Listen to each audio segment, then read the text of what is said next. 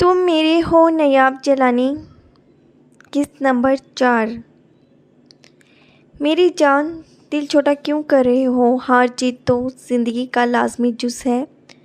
तुम तो सिर्फ एक खेल में हारे हो। भला उन लोगों को देखो जो दिल हार कर सब्र से बैठे हैं, पूरी की पूरी मता लुटाकर फिर भी सब्र का दामन नहीं छोड़ते।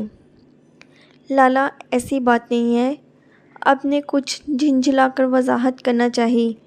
ये सौंप तो मेरा अज़ली दुश्मन है। अगर आपके दोस्त का भाई ना होता तो सच मेरे हाथों अब तक शहीद हो चुका होता। मुझे ना कभी हार का इतना गम हुआ, ना जीत की ढेरों खुशी। बस फ़ोन ऐसे ही बंद कर रखा था। तो मेरे चांद, ऐसे फ़ोन ना बंद किया करो ना, जिनकी धड़कनें तुम्हारे दिल के तारों से जुड़ी हैं। इन्हें क्यों कर परेशान करते हो? रात से मामा और मोनसा वगैरह सख्त परेशान हैं। तुम मोनसा और मुना के मैसेजेस का रिप्लाई भी नहीं कर रहे थे। अनास ने बहुत मोहब्बत से इसकी गलती की निशानदेही की थी। अब खासा शर्मिंदा हो गया। सॉरी लाला, आइंदा ऐसा नहीं होगा, इसने नदामत से कहा था और फिर कपड़े उठाकर स्टैंड की तरफ आ गया। तुम इस वक्त क्या कर रहे हो? अनास यकीनन इसकी खटपट से अंदाज़ा लगा चुका था कि साहिबे बहादुर कुछ काम वगैरह में भी मसरूफ़ हैं। अपने कपड़े इस्त्री करने की कोशिश।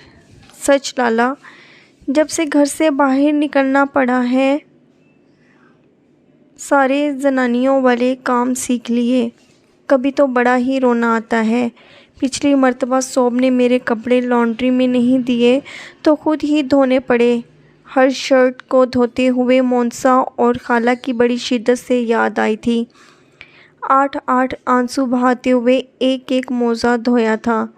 अनास को हंसी आ गई। चलो, इसी बहाने तुम्हें ख़वातीन की कदर तो आई। जनाब, हम तो दिल से कदर करते हैं, बस आप ही ख़वातीन की कदर नहीं पहचानते। वो गोया मज़े से बोला।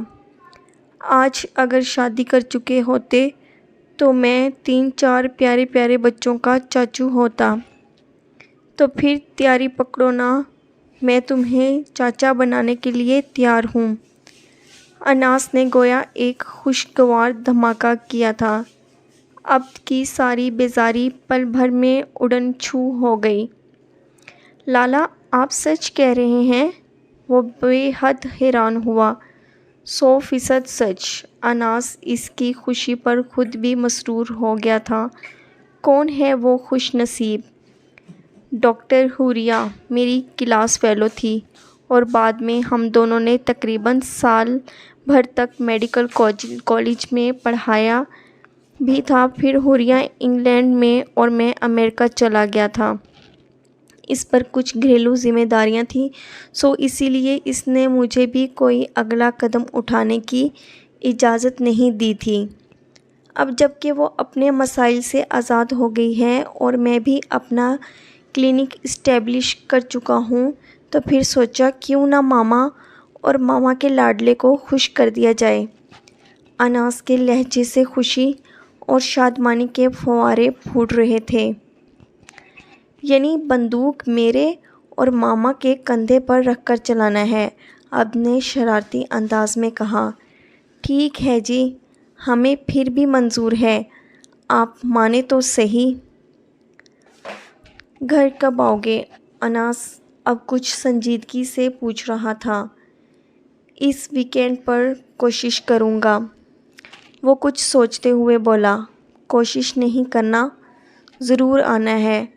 मोनसा के ससुराली भी डेट फिक्स करना चाह रहे हैं और फिर मामा कह रही थी तुम आओगे तो हुरिया के घर चलेंगे। बड़ी बेचैनी हो रही है। अब को इसे छेड़ने का मौका मिल गया था। मज़ीद आधे घंटा लाला से बात करने के बाद वो बड़े ही खुशगवार मूड में सोने के लिए बेड पर लेट गया। जहन से रिमशा की फ़ोन कॉल और जाजिम की तरफ से मिलने वाली شکست خود بخود نکل گئی تھی۔ آپ کو ہماری ویڈیو پسند آئی اور اگلی قسط جاننے کے لیے ہمارا چینل سبسکرائب کریں۔ شکریہ۔